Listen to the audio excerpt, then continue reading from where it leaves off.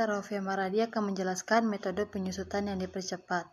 Apabila perusahaan diizinkan melakukan penyusutan dengan menggunakan metode yang berbeda-beda, maka penggunaan penyusutan yang dipercepat akan lebih menguntungkan. Misalnya, perusahaan akan menggunakan metode penyusutan Double Decline Balance. Metode penyusutan DDB atau Double Decline Balance dirumuskan sebagai 2:1/n. N-nya adalah usia ekonomis. Penyusutan dihitung dari nilai buku aktiva tetap yang disusut. Baiklah, selanjutnya saya akan menjelaskan masalah keterbatasan dana. Batasan dana yang ditetapkan untuk satu periode biasanya jarang terjadi. Hal ini disebabkan karena dengan berjalannya waktu, proyek yang sedang dilaksanakan mungkin telah menghasilkan kas masuk bersih dan arus kas tersebut bisa dipergunakan untuk menambah anggaran yang ditetapkan. Masalah yang timbul dalam keterbatasan dana adalah penentuan opportunity cost, di mana opportunity cost ini menunjukkan biaya yang ditanggung perusahaan karena memilih suatu alternatif. Masalah modal kerja. Setiap investasi modal umumnya akan memerlukan tambahan modal kerja. Tidak mungkin suatu investasi hanya akan memerlukan pembelian aktiva tetap tanpa harus memiliki aktiva lancar. Jumlah dana yang diperlukan untuk membiayai aktiva lancar ini yaitu setelah dikurangi dengan perdanaan spontan kalau ada, merupakan kebutuhan akan modal kerja. Yang D adalah pemilihan aktiva. Masalah yang dihadapi perusahaan adalah memilih aktiva yang memiliki karakteristik berbeda tetapi kapasitasnya yang sama. Misalnya, apakah kita akan menggunakan merek printer A atau B?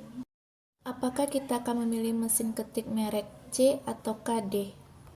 Bila kapasitas aktiva yang sama, maka kita tinggal melakukan analisis faktor-faktor yang berbeda. Faktor-faktor tersebut biasanya berupa harga, biaya operasi, dan ekonomis. Yang selanjutnya adalah penggantian aktiva. Misalkan suatu perusahaan sedang mempertimbangkan untuk mengganti mesin yang lama dengan mesin yang baru yang lebih efisien atau ditunjukkan dari biaya operasi yang lebih rendah. Nilai mesin lama sebesar 80 juta dan masih bisa dipergunakan 4 tahun lagi tanpa nilai sisa. Untuk keperluan analisis dan pajak, metode penyusutan garis lurus bisa dipergunakan jika mesin baru dipergunakan. Perusahaan juga bisa menghemat biaya sebesar 25 juta per tahun. Mesin lama jika akan dijual lagi akan laku sebesar 80 juta. Anggaplah bahwa ekonomis mesin baru juga 4 tahun. Selanjutnya, pengaruh inflasi.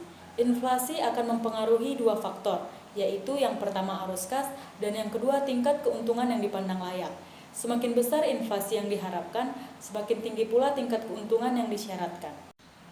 Sedangkan pengaruh terhadap arus kas terutama akan disebabkan oleh yang pertama, pembebanan pajak yang cenderung dihitung berdasarkan atas nilai historis. Yang kedua, intensitas inflasi terhadap faktor-faktor yang mempengaruhi arus kas.